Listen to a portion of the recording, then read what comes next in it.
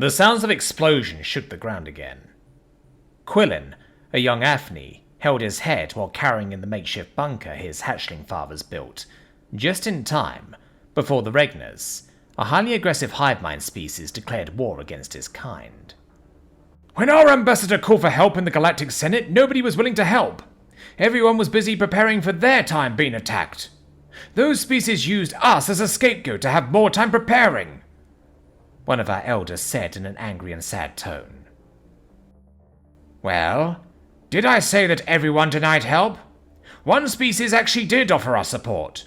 A relative newcomer to the Senate. I think they called themselves humans? Of course, what could a single species do against a hive mind with a thirst of blood? Nothing, I guess. At least nothing that could save us from our downfall. We accepted it, of course. This way we have at least a sliver of hope that our kind won't be completely wiped from existence. Well, they didn't come for help. It has been 11 decacycles and nobody helped. I guess the Aphni really are alone in this mess, another one said with sorrow in his voice. Thunk, thunk.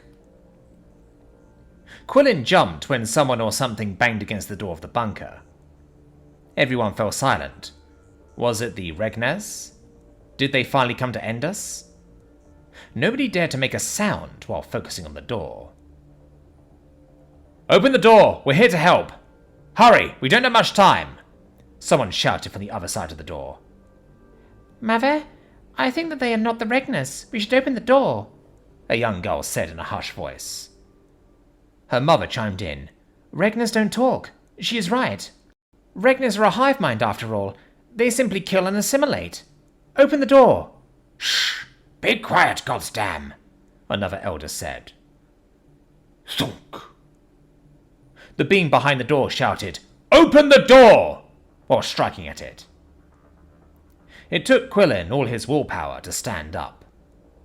Carefully, he made it to the door, the eyes of everyone staring at him with a wide, nervous look. Was he sure that those beings are not the Regners? No. It could be that they learned their language to try and lure them out of their hiding spots. But to be honest, he was taking the chance of finding his end right here, for the slim chance of making it out alive. Better than starving in this tin can of a bunker. Ka-chonk!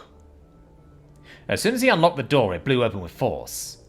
Quillen was fast enough to jump away from it in time, or else the force would have broken his bones easily. What he saw coming through the doorframe wasn't the Regners, but they didn't resemble the humans either. Too bulky, and with some kind of metallic shell. Are you humans? The little girl asked in a frightened tone. Yes, replied the hulking figure before them. I'm sorry, but we don't have time. Quillen wanted to ask them what was going on, but he didn't even have the time before they raised their slug throwers and started shooting into the crowd. Panic spread as people were hit, and something slightly glowing splattered all around. Left and right, people changed colours from their natural aquamarine into their very same grey, then froze for a few seconds and then collapsed into a pile of sickly grey mud. Why? You wanted to help us! Quillen shouted to the humans. You were supposed to save us! We do, the human responded coldly. Everything will make sense in a bit. The gun was raised. Bang! Quillen got shot. He felt his body run cold and saw his skin also turn this sickly grey. I am going to die. Fuck humans. At least the Regners are openly assholes, was the last thing he thought before he lost consciousness. Hello? Hello, can you hear me? A voice rang out. Quillen opened his eyes. Where am I? And who are you? Quillen asked while in a daze. You're on Mars, specifically in the hospital ward of the Quantum Rescue Center. My name is Dr. McCollins. Mars? I'm not on Aphnis Prime anymore. Quantum res... What? Didn't I die? I remember that I was shot. Mars, the fourth planet in the Sol system. No and yes, you were shot, but to rescue you. You see, those guns were entanglers. Do you know the theory that elementary particles can exist at multiple places at once? It is actually true and working quite well. We managed to create vats with a special particle foam that will switch places with other matter if entangled. This is what happened with you and all the others here, she said, while pointing around her. By shooting you with those entanglers, all the matter in your body got entangled with one of the vats, and the foam inside. The moment everything is ready, the vats will then start the switching process and move the particle foam to your place and vice versa. A nasty side effect of it is that you feel like dying while being entangled. Oh, and you lose consciousness for around a week. So, good to see you back. Quillen didn't know what to think. But why didn't those humans tell us before shooting us? We thought we were going to die right there. Wait, did you say a week?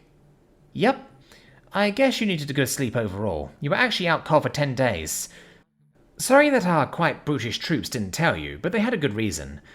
First, time. It takes about 12 seconds to entangle a whole body.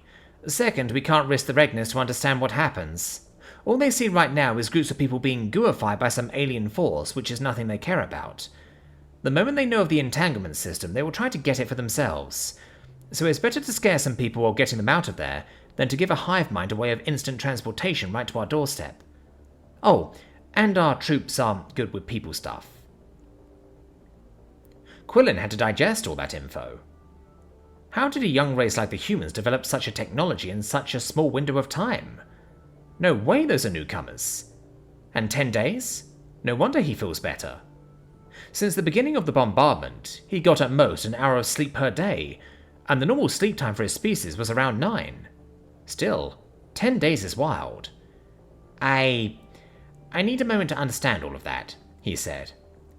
Take all the time you need, and welcome to Sol, she said with a smile, and made her way to the next Daphne waking up. Quillen finally had some time to collect himself. He wasn't dead. The humans actually rescued him, and now he is on Mars, somehow, by some human entanglement thingy-mabob. He looked around for the first time since he woke up and saw others of his kind. The elder ones, who were so angry and sad. The little girl and her mother, and so many others. Humans in white and blue gowns. Those vats. This nasty grey goo foam stuff. What he instantly noticed, however, was that all his people were smiling. An emotion he didn't see in quite the long time. Maybe humans aren't so bad after all. But who in their right mind comes up with a rescue gun?